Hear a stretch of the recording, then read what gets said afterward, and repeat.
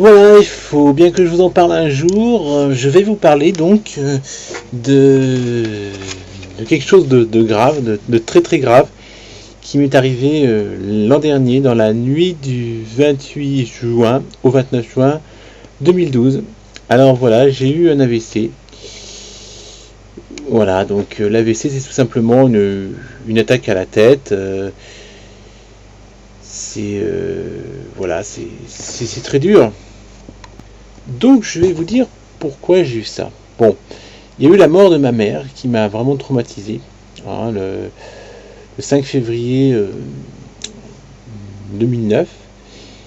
Et j'avais plus envie de vivre et tout. Et puis je me suis dit que pour me remonter le moral, j'allais manger. Je l'ai pas fait tout de suite, hein, c'est venu petit à petit. Et vraiment, alors là, ça a été vraiment beaucoup. Ça a été à partir de mars 2012, où j'ai découvert une pizzeria près du supermarché où je faisais mes courses, hein, tous les vendredis. Et là, j'achetais toujours deux pizzas, deux grosses pizzas, parce qu'il les bradait, il les faisait pas cher. Et puis c'est venu. Et puis j'ai commencé à grossir de plus en plus. Évidemment, j'ai arrosé tout ça de canettes de Coca-Cola. Ouais. Et j'y allais, je mangeais, et puis voilà. Et le jeudi 28 juin, je vais à mon cours d'informatique l'après-midi. Tout se passe bien, étant normal, tout semblait aller totalement bien. Puis je rentre chez moi, j'étais un peu fatigué, je m'assois, je me couche sur mon lit, puis là je m'endors, peut-être vers 7h du soir, par là, et je me réveille vers 11h du soir. Et là j'étais dans un état bizarre. Je ne tenais presque plus du côté droit, et je devais me pencher vers la gauche, enfin je sais plus comment je faisais, et je me sentais bizarre. Et je me suis dit, oula, qu'est-ce qui t'arrive? Et c'est là que j'ai entendu par télépathie comme une voix qui me disait, Joe, il faut que tu te sortes de là, faut que tu sors dehors, faut pas que tu restes enfermé dans l'appartement, mon vieux, sinon tu vas mourir. Et j'ai écouté cette voix, j'ai pu sortir en m'appuyant sur le mur dans le couloir, comme je tenais pas bien du côté droit. Et puis j'ai attrapé l'ascenseur, je suis rentré dans l'ascenseur, et je me suis dit, je vais faire du bruit dehors pour ameuter les passants, tout ça. Bon. Et je commence à crier et tout, et d'un seul coup, il y a quelqu'un qui me voit, et je me mets à discuter avec lui, avec le monsieur. Je savais pas qui c'était un inconnu. Enfin, à l'époque, je savais pas qui c'était. Hein, je vous raconterai après plus tard. Enfin, dans le cours de l'histoire. Et donc, il parle avec moi, il me dit, vous en faites pas, j'ai appelé les pompiers, ils vont arriver. Et puis j'avais du mal à me tenir donc du côté droit, donc je m'appuyais sur un mur pour pouvoir tenir. Puis il était là, au cas où ça aurait pas été et tout. Et on a attendu peut-être une demi-heure, ou peut-être 10 minutes, je sais pas, j'avais pas vraiment la notion du temps. Et là, il y a la voiture de pompiers qui est arrivée. Et je suis rentré dans la voiture de pompiers, et quelques secondes après, je suis parti, j'ai dû m'évanouir, en fait, je sais pas. Alors, j'ai peut-être été dans le coma, peut-être pas, je saurais pas dire, et je suis... bon, voilà, j'étais vraiment dans un état... je vous dis pas. Et puis, pendant plusieurs jours... je savais pas vraiment qui j'étais, j'avais oublié mon nom, je savais plus qui j'étais, j'avais un peu de mal à parler, et surtout j'avais le côté droit, la main droite paralysée, je pouvais presque pas bouger. Évidemment, il y a eu des conséquences, c'est que pendant plusieurs mois j'avais du mal à écrire avec ma main droite. J'y arrivais, mais très difficilement. Bon, maintenant c'est revenu à peu près correctement. Et je n'ai pas à ce moment-là eu de sensation de partir. Je crois que j'ai eu comme toute ma mémoire qui s'est effacée. Alors évidemment, j'ai perdu beaucoup de choses. Je savais plus me servir d'un ordinateur. Je savais même plus me servir d'un téléphone portable pendant enfin, un certain temps, pas longtemps, hein, peut-être 1 ou 2 semaines. Et je ne suis en fait resté que 11 jours à l'hôpital. Parce que moi j'avais envie de rester, j'avais pas envie de. J'aime pas tout ce qui est hôpital, tout ça, j'ai toujours eu peur de toutes ces choses-là. Ma grand-mère est morte dans un hôpital, ma mère est morte dans un hôpital, donc c'est des endroits que je n'aime pas. Et ma tante a mis plusieurs jours avant de m'appeler parce que, évidemment, elle n'était pas au courant qu'il m'était arrivé ça. Elle m'a retrouvé par hasard, je sais plus comment. Bon.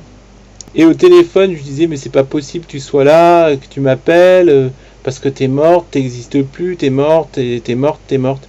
En fait, je confondais avec ma mère. Je suis rentré chez moi, normalement, ça allait, hein, mais je marchais beaucoup dans le couloir de l'hôpital pour me redonner de la force. Et puis, j'ai pu partir en vacances en Suisse. D'abord, je suis allé quelques jours chez ma tante à Paris. Et de Paris, j'ai pris un train à la gare de Lyon pour aller en Suisse. Et là, ça a été. Hein.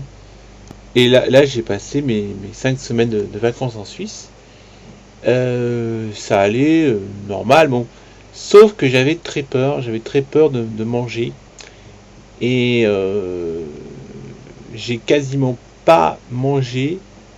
Pendant plus d'un mois, je mangeais, mais juste vraiment le minimum. Parce que pour moi, la nourriture représentait la mort. Donc je n'osais plus manger, et puis je savais pas quoi vraiment manger, donc je mangeais quasiment rien, juste des yogourts à 0%, des choses comme ça, parce que j'avais trop peur.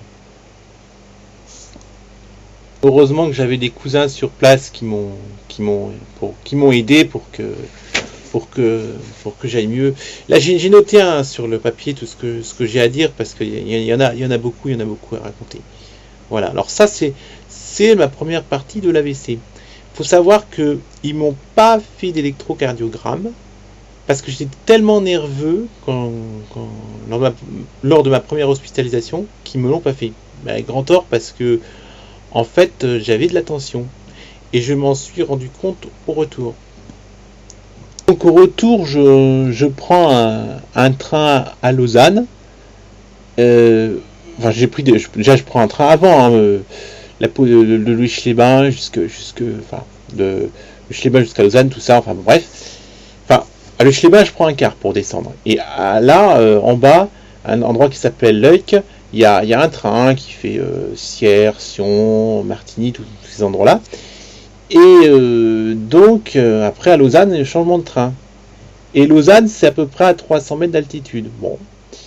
Et là, ce qu'il y a, c'est qu'après Lausanne, on remonte d'un seul coup sur Valorbe. Et Valorbe est situé à peu près à 1000 mètres d'altitude. Et on fait une montée de 700 mètres. Mais cette montée se fait sur à peine 5 km. Donc, j'ai encaissé beaucoup. Arrivé à Valorbe, palpitations, je me sentais mal, j'allais pas bien. J'ai cru que mon cœur allait exploser. Mais je tenais le coup. Puis après, ça s'est calmé au bout de 2 heures. Mais j'ai cru que j'allais mourir, que c'était vraiment la fin pour moi. Puis après, ça s'est calmé. Et puis arrivé un peu avant Paris, ça s'est vraiment bien calmé. Et je suis sorti du TGV, et puis ça allait. J'ai pris un train pour rentrer chez moi, tout ça. Parce qu'en fait, j'habite en province, hein, mais je suis à peu près à 1 heure de train de Paris.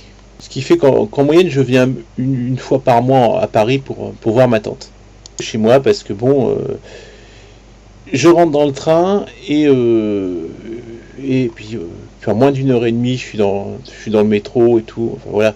C'est ça que je connais assez bien Paris. Il faut savoir que je me suis privé de rien au niveau des excursions. C'était là peut-être que j'ai abusé.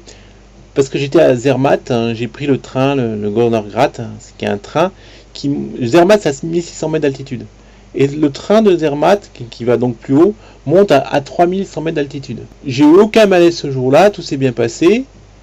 J'ai aussi fait une fois une excursion à Chamonix. Hein. J'ai pris le train de Suisse, hein, puis jusqu'à la frontière française à Chamonix. Et là, j'ai fait la mer de glace. Hein. C'est un très gros glacier à Chamonix.